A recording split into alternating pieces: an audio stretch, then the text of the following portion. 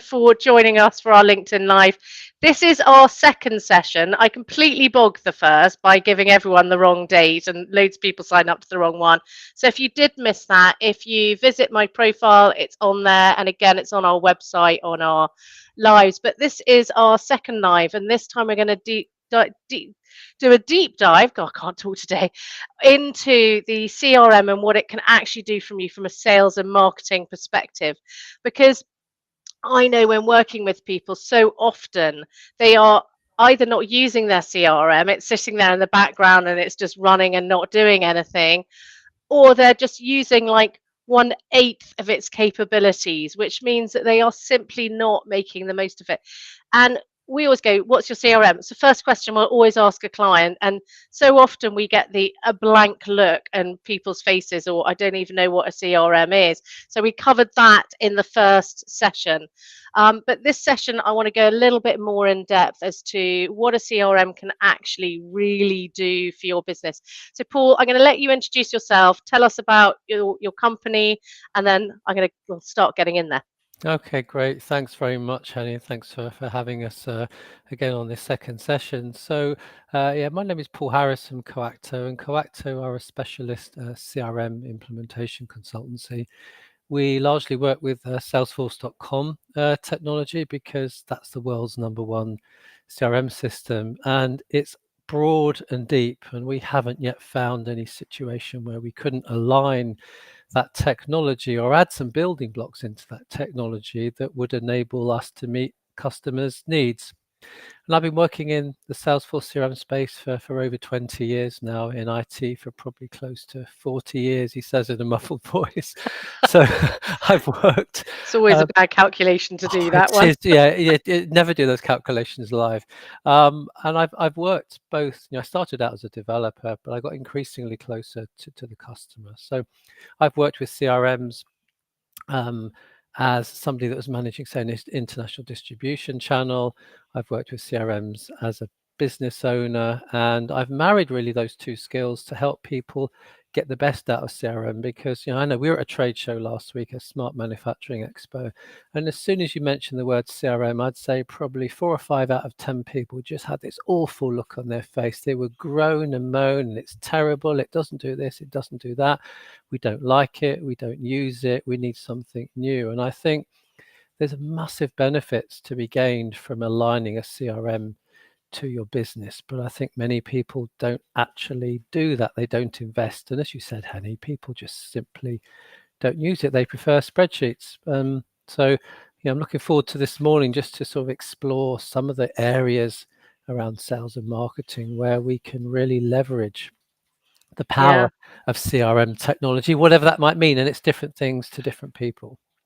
Yeah, and it is really interesting actually because we get exactly the same sort of things coming back to us. We need a specially built CRM from us, or we need this. And actually, I think what most people do when they start off is they get a basic CRM system and and they'll start running on that and then they'll start to realize what it can do. But actually what they're not necessarily doing is aligning it with their long-term business goals and plans. They're not looking at the integrations that can happen throughout it, and it's there to make their journey better and easier and Yeah. to get really great data off the back of it. And if they're not using one, they're simply losing all of that really good stuff that we make really good clear business decisions on. So That's absolutely right, and it's about using the data to make those decisions. And every business has some bespoke aspect to what they do. Of course, I mean, I think I may have mentioned on the last live, we did a system for a company based in UK, USA, and South America, who bring or allow students from South America to come to Canadian, US, and UK universities. They're not going to get an off-the-shelf CRM system, but when they described to us what they need, we teased out that shopping list of the things they needed. We were able to take the basic building blocks that are provided, say, in Salesforce Sales Cloud, and tailor a system that enables them to manage all of the relationships involved in placing a student from South America, say, into a Canadian university. And now they've seen what it can do. They're getting really excited because they say, well, okay, can we do HR in there? Can we track our expenses in there? Can we do our budgets? Can we do our yeah, forecasts? So that basic CRM has started really small, they've seen the power of it, and now they want more. Yeah, it's funny, isn't it? But we say the same with websites because people go, I want a bespoke site, or they get very like, oh, someone offers them a bespoke site, and we go, do you know what that actually means? Like the real thing of that is that you're just going to pay more over a longer period of time. And actually, most of these off the shelf solutions, if they're in the right hands and have the right team behind them, can be just as effective to create their own sort of bespoke system out of it without having and it getting those ongoing expenditures, which is what puts people mostly off from entering the market in the first place, is that they suddenly go, oh, actually, I need this, and actually, I need this. And every add on, if you've gone bespoke in the first place, then has to be bespokely made for it. So those costs just escalate and escalate. Whereas most of these systems are built to cover 90% of what needs to happen. And Yeah, therefore, the rest could be bespokely done. yeah, But those you can use the core essence of what's already there to create your system. But that's why you employ experts like yourself to be able to understand that for them, if you see what I mean. yeah. And it's just about taking that technology and aligning it to the needs. But first of all, you've got to write down what those needs are. And some people are, you know, they don't want to do that. And if you don't know what it is you want, or you're not writing down your challenges or the things you want the system to do for you, but you're just going out to buy a system, it's no wonder in many cases that it doesn't do what you want it to do. Because I Mm, mean, it's like going shopping without writing a shopping list. I know, okay, that's probably a bit of a trite example, but that's true. If you don't know what it is you want when you go out into the supermarket, what are you going to come back with? Probably a load of chocolate mm, and some alcohol and no food. And it's the food that you need really to make these systems aligned to to what you do. You can't live on yeah. alcohol and chocolate all the time. Give it a damn good go, though, can't you? You could. Okay, well let's dig in because actually it's really important that we do cover because we've got loads on Yeah, that we we were have. like we were going, oh, we should talk about that and this, and it just went on and on and on. And obviously that's why we're now doing a series of these so that we can fit it all in. And I know that for a lot of viewers it's not the most sort of sexy topic to talk about, but yet for me it's one of the most important ones, which is why I asked you to do it, because I just don't feel that people really get how a CRM maybe integrates with their website, the sort of things that they can do. So we always talk in marketing like, well, if they click here, we can add a field to say that they're an emotional buyer or they are a factual buyer based on the interactions that they are taking on their site. And we can start to lead them on a journey, and it just leaves them like, what's going on now? But actually, once they start to get into it, they can really realize what's happening. But without a CRM system, it's almost impossible to do some of these things that Yeah. as marketers we like to do. So the first sort of topic that I want to really talk about is how it integrates with the website to give people a really good understanding of that. Yeah, that's a great question. I just wanted to start by saying that most people are probably aware of the shift that's happened probably in the last 5 or 6 years to where it was maybe 20% about marketing and 80% about sales. That's now completely flipped to probably about 80% of that nurturing and that engagement with potential prospects is done from a marketing perspective. It's understanding who they are, what they're engaging with, what content they've downloaded, looking at some analytics from that, and then in order to feed the pipeline with warm leads rather than doing tons of cold calling and so on, which was the traditional approach. And so, I think there are many ways that CRM systems can integrate with websites, with marketing campaigns, lead nurturing tools, journey building tools, but they really depend on what you want your business to have from an integration with a website. But that, again, as you mentioned earlier, comes back to your strategy. What do you want it to do? What's the shopping list? How are we going to get our needs met from a CRM Yeah, integration with a website? And so at the basic level, you can put forms on there, for example. So you can have a contact us form, which somebody types their details in, they click submit. What that does is that then creates a lead in your CRM system. They get an auto response sent back from the CRM system. The CRM notifies somebody maybe in a particular business area. Say, for example, there's Bob in the southwest of England happens to deal with that geography, so Bob gets a notification. Or you can also do things for support. So we've got our Salesforce system linked up to a website. If you go on, you've got a problem, type it in on our website, creates a support case in our system, somebody gets notified. But you can also do things like one of our customers does surveys and polls and post-event feedback. You can also link your website through to managing e-commerce orders so that your website becomes your web shop. But what that does is that comes into a CRM, it links to customer records that are already in the system. You can track your orders, fulfill your orders, manage the payments and all kinds of other requests. You can also put customer and supply portals in place. And so, we've got our CRM system has a support portal. So when people want to submit a request to us, they log on to what they think is a website. It's actually our Salesforce system disguised to look like our website, and they can then go in and interact with us. They're actually viewing all of their issues, and the more traditional ones I think that people might be familiar with are things like Google Analytics and Google Ads, and it allows you to link your CRM system to that traffic, through that analysis, through those interactions, so that you can then associate that with CRM data, or you can build reports. You can track lead and opportunity journeys. You can segment and report on the data. You can create audiences for remarketing to, for example. Well, these folks went all the way through this journey that we defined, and then they dropped off. Why did they drop off? Well, let's reach out to them. We know where they got to, so we have some information about the journey, that they've taken. And the marketing tools now are so sophisticated in terms of the different things that they can do, that really you're taking somebody by the hand and you're taking them through that journey, taking them through that lead nurturing capability, and delivering content that aligns to where they're at in the journey. And that can be hugely powerful. But I think my experience is there's probably a small percentage of organizations that are actually doing that. They're still doing things like email marketing, only email marketing, for example, or they're running landing page campaigns. But there's so much more that linking a website up to a CRM system can actually do. Yeah, and I think you're absolutely right. It is about thinking it through. I think so often people are not aligning all of these systems. They're not thinking them as one, but yet they should be. Your website, you need to have thought through your marketing plan to know what needs to be on your website. You also need to think about what your goals are as a business to know what your CRM needs to be doing and where you're integrating it within your website. And then what do you want it to automate and do for you? And I think one of the sort of hidden things that it really helps you with is time, because you see people repeating tasks all the time, and I'm like, just get a piece of paper and a pen and write down what you're doing daily.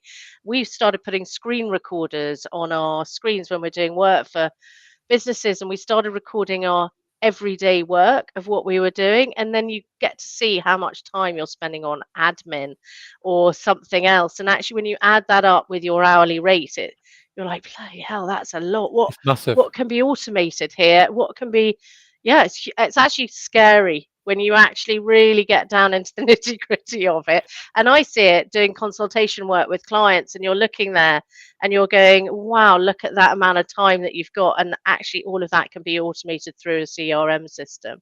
The thing that I find that puts them off is cost. And yet actually when they add up the cost of nearly every system that they are running, you've got an email marketing system, you've got a social media scheduler, you've got all of these other tools, you take those costs away and you're getting something in a centralized system that's giving you really good data to base really good decisions on. Yeah. It's absolutely key. And at the end of the month, you can literally just look at a screen and go, this is what happened, and then repeat your good decisions and get rid of all your really rubbish Yeah. ones, Yeah. which which for me is the most important, because people are looking for growth when they're coming, and if they haven't got a system like that, they're manually having to go in each time, Yeah. and or they think that they're busy and something's worked, but it isn't. And when you're doing consultation work, you can see time and time again, I've been into businesses big and small, where they've run the same marketing campaign consistently and lost money consistently year after year because they feel busy, because they were packing loads of envelopes or they were Yeah, doing something, but actually they've never equated it to the return on investment, or never absolutely. things like that. And so you're like, well, actually, do you know you've run this year on year and it's probably lost you 100,000 over the course of that time? Yeah. And it literally blows their mind when they actually begin to see it It in does. real term. But they don't have the data in most cases, and I think, and there's a couple of things you mentioned there, which I think are really important to touch on. One is about people see it as a cost; they don't see it as an investment. And if you look at the actual costs of this software, it might seem like it's expensive, but then compare that to your people costs. Look at the effectiveness of your people and how much they're costing you. And I've seen many examples of where people have decided not to move forward with technology because they've seen it as expensive. We did some work for a financial company once, and they were saying to Paul, there's a real issue here with us putting data from our email system into our CRM system. I said, well, why don't you just get an app in place to do that, just to copy from one to the other with a few clicks? Well, how much is that going to cost? And it was something like £50 per user per month. And the manager said, oh, that's really expensive. They had 30 people. So it was going to cost him £1,500 per user per month. So overall, it was £18,000 a year. Now, £18,000 a year, I know from their hourly rate, is probably about half of what they were paying some of these people. But they refused to make that investment. They'd much rather somebody spend, each of their 30 people spending an hour a day copy and pasting into the CRM system. I mean, that is where you look at it and think, that doesn't quite make sense. What's the decision making process there? So yeah, I think if you see it as an investment and you look, as you say, about the automations that you can make, you can save yourself a ton of time. And of course, AI is now starting to do that. It's starting to focus people's attention on those repeatable things that can be automated. And a lot of what we do for some of our customers is those automations. What are you doing? Why are you writing an email each time to a lead? Why don't you create an email template? You associate the leads with a campaign and send a custom email to each of the, or a personalized email rather, to each of the people on the campaign. It's going to take you a fraction of the time, but it's also about thinking smart, I think, as well, and looking at what the technology can do for you, which, again, often requires somebody that's working with this all the time to say, how are you doing that? You could do that this way. You could save some time here. And tapping into those expertise, when I'm doing consultancy work, you can it's a chance, and they're like, oh, I just didn't see it like that, because you're the outsider coming in, you're not in the business all the time. And actually, I always say to businesses, we're too close to our own businesses to see them objectively, and having a partner that works with you consistently, being able to come in and just highlight probably the obvious to you, or a different way of doing it. So you might go into an organization and go that we're doing it like this, and you're like, well, why are you not just doing it like this? It's just got to be easier, and this is what the system can do. So, and because of your depth of knowledge on a system like this that they won't have, that you find that they try and bend these systems themselves internally, and then they get themselves in a mess, then they get bored of them, and then they move on. And I'm always like, never invest into a CRM system where you really haven't got that support arm, because there's so many out there that your web developer, with the best will in the world, I wouldn't know the depths and breadths of a system. What Mm-hmm. I can do is put a wish list together of what I need it to do for a client, but I'm not going to do that work. And so they really do need that support partner to be able to help them through, to stop those potential blocks, or the reason why they then suddenly stop using it when it can be such a valuable resource to them. I think that's right. And interesting, that reminds me of a conversation I had with one of our customers the other day about trying to leverage their existing system. So they're using it for sales. So they manage all of their quotes, their lead tracking, their prospecting, their pipelines, forecast are all managed in there. But the only marketing they've ever done is around email marketing. So I was talking to the sales director there about things like, creating customer journeys, tracking the touch points that customers have, delivering the content appropriate to where they're at in that journey, nudging them if you haven't heard from them for a while, and just then using those journeys and those pathways to see which ones deliver the most leads, which ones get the most engagement, so that you can then give your salespeople much more information that then enables them to close a deal. And he said, "Oh, this is brilliant. You know, how do I do that? Because we're just using MailChimp email marketing at the moment. We're not really managing and Hate nurturing that. these." Hate Yeah. that platform. It's so complicated. I always go, if they can get that one right, then they could get any, then they'll be Well, fine with the CRM system. cool. Well, quite. And then we got into talking about, how you can create all these funnels, and so that you can attract and acquire people, you can then engage with people, you can nurturify and basically take the funnel down to get the qualified And leads. And that's then exactly it. Yeah. he hadn't thought of it quite in that way before, because he's got a sales background. So going back to my point earlier, that this idea where people spend most of the effort in sales, if you give your salespeople better information, better leads, more information about those leads, because you've gone through that prospect data capture and behavior tracking, and you've seen what they've engaged with, you've got the history of that, you've got more demographic information about them, you then may be able to reach out and find out more about them through integrations with social media. You Yeah. may be able to do things like scoring your leads. We introduced the lead scoring thing in our company about 6 months ago, and it focuses the mind down. You focus in on the leads that have got the highest score. You forget the ones that you think, oh, I'd really like to talk to them, but actually they're unlikely to close. You then focus on the ones that are much more likely to close, and you can then narrow things and align things down to focusing those prospects on aligning with your customer avatars. Who's most likely to do business with us? Who are the kind of customers that we want? So you start to use, as you were saying at the beginning, all of that data, with LinkedIn, with the analytics, and the Google ads and Google Analytics, to then inform your sales process. And Yeah. the power then of your CRM becomes massive, Well, because you've got all that data in there. exactly. When we're setting up a sort of marketing plan, or thinking about the sort of journey of the website when we're starting, when we're looking at web pages, we're always looking at what if they do, that's great, and what if they don't. So what if they're just in that looking stage? And actually, the web pages should be set up in according to how that journey is going to dictate which type of customer they are. Are they on the I want to educate myself? I'm in that sort of process of thinking about something, I'm just looking, or are they a serious buyer who's ready to go? And actually thinking about the sort of marketing that you're pushing into that page. Are they right at the beginning of their journey? Is that what that page is about? If so, then this is the sales funnel that they're going to go down, and this is what we want to learn about them as they go. So setting up a marketing campaign that will then tag those individuals based on their interactions, so that we can find out a lot more about them. And when we can look in the CRM system and see, these are all the people in the CRM system that are ready to buy, these are all the people who are in that thinking process, and they split into these industries, these categories, all the sort of data that we might look at on our existing client base and say, this is what we want to know about them, so that we can really tailor those marketing messages down. And marketing is going to become, especially with AI, hyper personalized.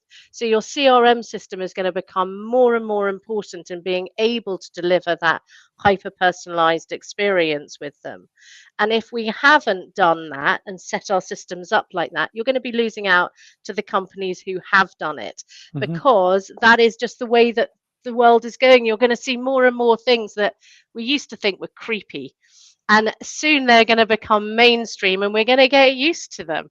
Yeah. And if we're not delivering that back, even small companies, if they're not delivering a really personalized experience, and they're going to get left behind. Now, for most people, buying into this new technology is going to be far too expensive. But where actually a CRM system comes in is it allows you to create a very hyper personalized experience on a very small budget. Yeah. And if it's used correctly through their marketing, thinking through their marketing campaigns, this will be the way for me that I'm going to be able to take small companies and make them bigger companies and still be able to play with the big boys. And the great thing about being small is you're agile. You Yeah. can move quicker than them. So setting yourself up right away at the beginning correctly will allow you to do those things, which for me is really important, for especially working with the small to medium sized Yeah. businesses. Yeah, you're absolutely right. And it's important to get those systems and processes in to give you the discipline and to give you the, the culture and the way of working in an organization. So regardless of what tools you have, if you have those tools, you need to make sure you use them, you report from them, you make decisions from them, so that it becomes part of the DNA of your business. And when you do that, you work on those tools, you make them better, you add new capabilities to them. I mean, Salesforce come out with 3 new releases every year. They come up with hundreds of new features 3 times a year that gives you the ability then to move your environment, your systems and your processes forward so that you stay competitive, because you're absolutely right. If you don't do it, somebody else is going to do it, and they're gonna notch ahead of you. I also think that, when we talk about costs and staff, we've moved people around within businesses, when you've got a good CRM system behind you, because the job of that person really has become defunct because it's all being sort of done by automation now. And sorry, I got something in my eye. It's typical time to get something in your eye. But then it's all sort of being done, and actually you can utilize that body elsewhere doing Yeah. another job that pushes the business even further forward. Yeah. So for me, it's absolutely imperative. Talking about some of these sort of new functions that it's bringing out, you say it releases 3 new functions, and I know that AI is becoming a sort of a thing. How is Salesforce keeping up? What are the sort of really powerful tools that people can use within Salesforce to be able to help their businesses move? Yeah, again, it really depends on what kind of things you're looking to achieve. But just to give you a flavor for, for some of the things, they have a number of standard clouds that support different aspects. There's a sales cloud, service cloud, there's a marketing cloud, which we've spoken about, and I can talk a little bit about that later. There are other industry specific clouds. There's a finance cloud, for example, there's a manufacturing cloud, education cloud, government cloud, that are all designed to narrow the CRM down into a particular vertical space, which helps because you then get features and capabilities that support the vertical in which you're working. But talking more generally, most people have customers and they're managing sales. So Sales Cloud is a really great place to start to do all your contact management, your forecasting, to allow your teams to collaborate, manage and track leads, close deals faster. But there are things like, configure, price, quote. You may have heard of the term CPQ, and what that enables sales teams to do is to configure. Probably the best example is when you buy a car. The car companies are all doing this, so they'll profile you. You'll go in and you'll say, yeah, well, I want that BMW, 1 Series, for example, and of course they know that you're probably sold on buying that, but then their job is to configure that, to personalize it to you. It's also an upsell opportunity as well. So Mm. they're giving you an accurate and highly configured quote that meets your needs, but means you spend more money. So that there are those capabilities. One of the things that Salesforce has done recently, which is actually one of the fastest growing areas of of their sort of technology portfolio, is something called Data Cloud, which is linked in with their Einstein AI platform and allows you to bring together all of these different data sources, data lakes, data warehouses, and so on, so that you can drive actions, suggestions, and automation inside your CRM. And what that does is that brings pieces of an organization together to improve customer service, to improve sales, to drive growth and scalability. I won't touch on AI too much because I know there's a lot of people talking about AI at the moment, but Salesforce has a lot of capabilities in there. But just going back to one of the things I mentioned earlier was really about integrating your email with your CRM system. Seems a very basic capability. Some people don't do that, but if you want that customer 360 view of all the interactions you've had with that customer, then you need to put those emails in there. You need to put those calls logged in there. You need to create all of the tasks in there so that you can use email tracking and calendar integration and all of those things to give you that holistic view of Mm. your customer. And there's tons of other things around territory planning using maps. There is something called high velocity sales, which allows you to put workflows and sales cadences in place to streamline the sales process so that the sales are optimized. There's all kinds of collaboration tools. Salesforce acquired Slack a few years ago, so you can now use Slack in I didn't know conjunction with that. Salesforce. Yeah. Yeah, they're buying companies all the time to add to those capabilities. So there's actually a ton of things in there. It's almost impossible to say, list all of the features, but Unless you really know what you want up front. Yeah. well, and it comes back to that shopping list, Tony. It's coming back. I'm speaking with somebody at the moment who is so frustrated with their systems. It's not, their accounting system is off, and they're storing customer data in their accounting system, like quotes and images and all sorts of things that don't belong in an accounting system. They've got HubSpot on the front end, and that's kind of working, but it's disconnected from everything else. Their quoting tool is separate, and they're so frustrated. And I can see all of the challenges. Yeah, But well, a what? lot of people start with HubSpot and then get into it. And then because it's the free CRM system, so it's a Yep, good starting point, isn't yep, it? And it then is. realize the minute they want to go anything past 2,000 contacts on marketing or anything else, then they suddenly are into megabucks. And then if they want the sales side, again, that's even more. It's, And it it gets very expensive very quickly. So then they start bending around that and using other tools, which means that there's no centralized database again any longer. That's exactly what's happened. Or you've got data actually in data silos, or you've got function silos, which in some cases is even worse because these things are completely disconnected. And that particular organization have now decided they're going to build a custom website to manage all of their order processing, but haven't thought about how they're going to link it to their accounts, how they're going to link it to their CRM, how they're going to link it to their sales. But that's just the way that organization is thinking. And now I know that we could massively transform that experience for them and put something in that goes end to end. But Mm. there's got to be the will in the organization to say, well, we need to have a defined process with defined systems and to get everybody on board. You can't just do it piecemeal. You've got to look at what your strategy is and what you You've also need. got to get buy-in across the organization because it's, I always say garbage in, garbage out. So if people are not using it, then you're not going to get out what you need out of that system. So there does have to be buy-in across the It does. board. Yeah. And that could be challenging as well. It is, Getting I people on think that board. is one of the most challenging things because people get stuck in their ways and they like to do things a certain way, but then someone like me comes along and goes, "Where's my data each month?" It becomes a bit more of a right. You're going to have to do it because she's going to kill us if we don't give her the data.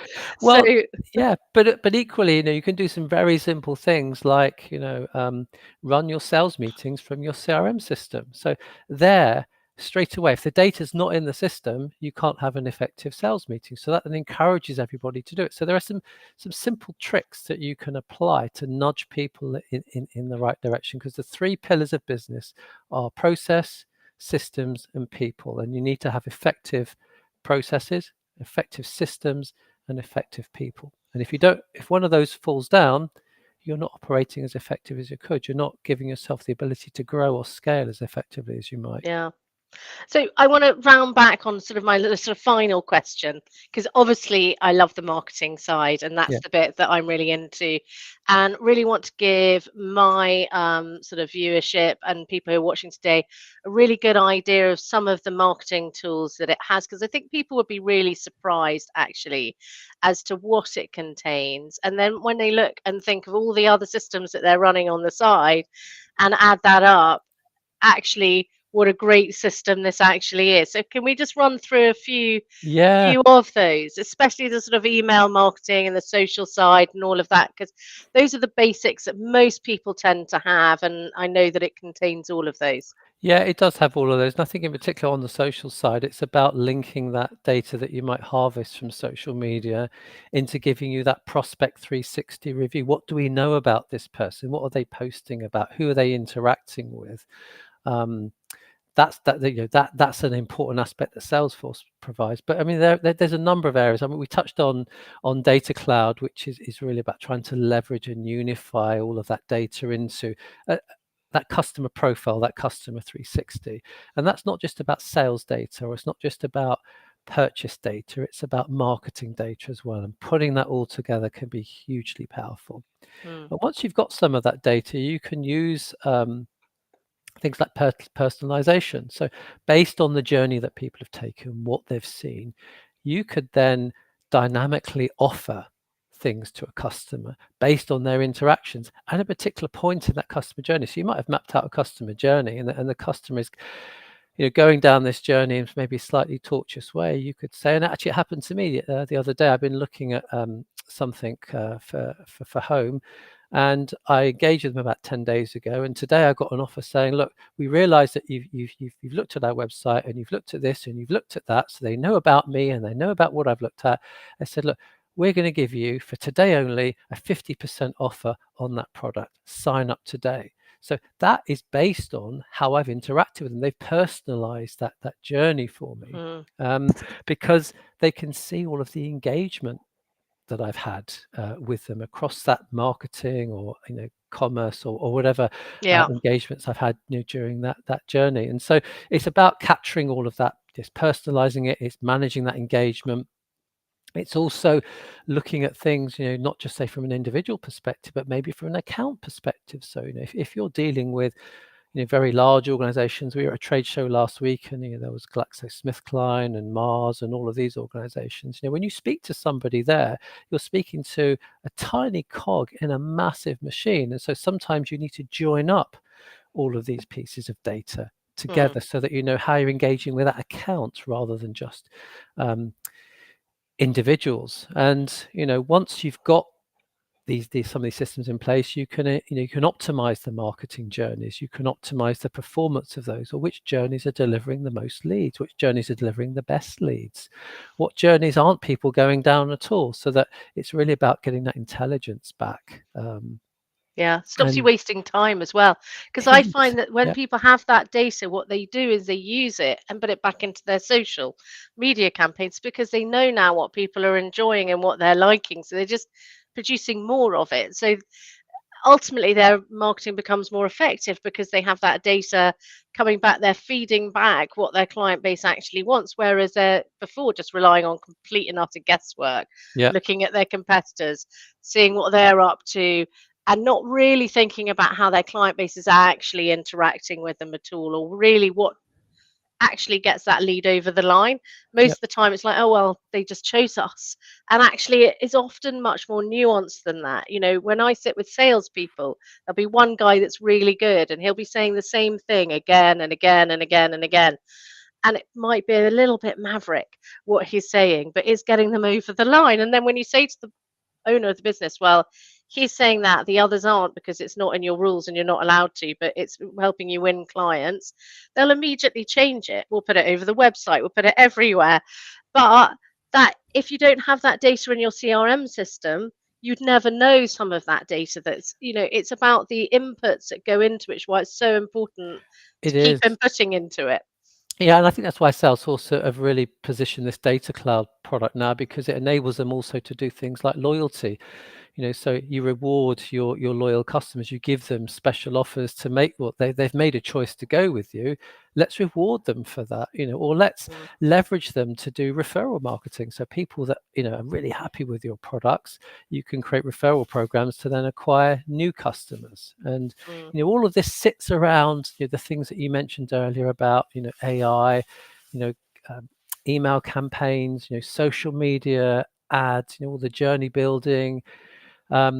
But also, you can start to use that data to create, audience, so that you can, bring together all of the data to then target new audiences, or to put specific, comms in place to particular targeted audiences. So there's a ton of things that you can do, but the key thing is not to look at this and say, oh my goodness, where do I start? It's engage somebody, like yourself or like us, to say, these are my challenges. These are the things that I think I need. These are the things that aren't working. But start small. Start with something that then allows you to grow and add to that, which Salesforce is great at doing that, because there's a tool for everything. We say the same with websites. Rome isn't built in a day. Let's start with the quick wins, get that set up, then move on to the next, then the next, rather than everything at once, because that would put people off. And actually over time, the budgets will be there because it will be delivering it back. So it doesn't actually matter that they're not at the sort of final end goal at the moment. The great thing about actually not having these bespoke systems is there's so many add-ons that we can bring in along the way. It is, and sometimes we just done a system for an organisation, and they said, look, we've got a small budget. It's about 15K. Said, okay, what can you do for that? So we mapped it out. Yeah, that's fine, but we can't go over. We've only got 15K. Said, okay, we'll build all of those things. And some of it, there was a couple of things that were quite custom. So we built it and delivered it to them. And having said that, there was no more budget for 12 months. Within about 2 to 3 weeks, they're coming back and saying, God, this is great. This is great. Can we do a HR in there as well? Yeah. How about our budgets, and how about our expenses, and can we integrate with the website? And so it just opened up a world of possibilities, because they'd almost been like a plant sat in a cupboard. They couldn't grow, they couldn't see the outside, they couldn't see how they might engage more effectively with their customers, or engage their staff as well to some extent. And once they saw the art of the possible, they were like, right, I want more of that, please. And yes, Yeah. we'll find some money, we'll refactor our budgets, we'll look at where we can get some money from to do some of those things that we now think, oh great, it'd be great if we had that. I mean, one of the reasons for doing talks like this is actually it's about an education piece for people, because it is such a humongous topic. This, I mean, we could talk forever and ever about CRMs, what they can do, and you're absolutely right, is about the organization, what they want. But because it's so endless, it can feel a little bit overwhelming to the people that are coming in to do it for the first time. And I know that there's a lot of hand holding that needs to go through these Yeah. processes at the beginning.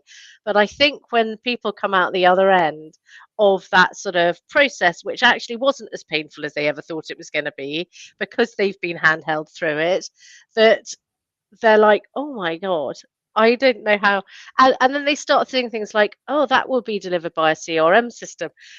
They're experiencing actually other people's CRM systems all the time. They're just unaware that that's what it is and that's what it's delivering back. Yeah. And actually, they start seeing it happening in everyday life. They start having ideas for their own business, the things that they want to do with it, that they don't realize that actually it's not a website that does it, it's a CRM system that's doing it behind the scenes. Yeah. And I think sometimes people expect loads from their website, and you're like, actually, that's a CRM system that's doing that. You need to get one of those, and we need to add it on now. So it is part of the education side. And the reason for connecting with you really was just to allow people to sort of understand that, and to realize that actually it is a hand holding process. It isn't something that necessarily you will do on your own, because it is such a humongous topic. And how would you know? You're not doing it daily, every Well, day, day in, day out. that's a good point. Yeah, it's exactly right. And we tend to try and scope projects based on what we think the customer can manage as part of that, digital transformation or technology shift. And so some organizations can just deal with really small pieces. We've done really big projects as well, but for us, it's really about the success, and the smaller ones tend to are successful faster. So it allows you Mm, to build on that success, rather than these big IT projects that people are fearful of, and they're worried about failure, or they're worried about them not delivering what they could.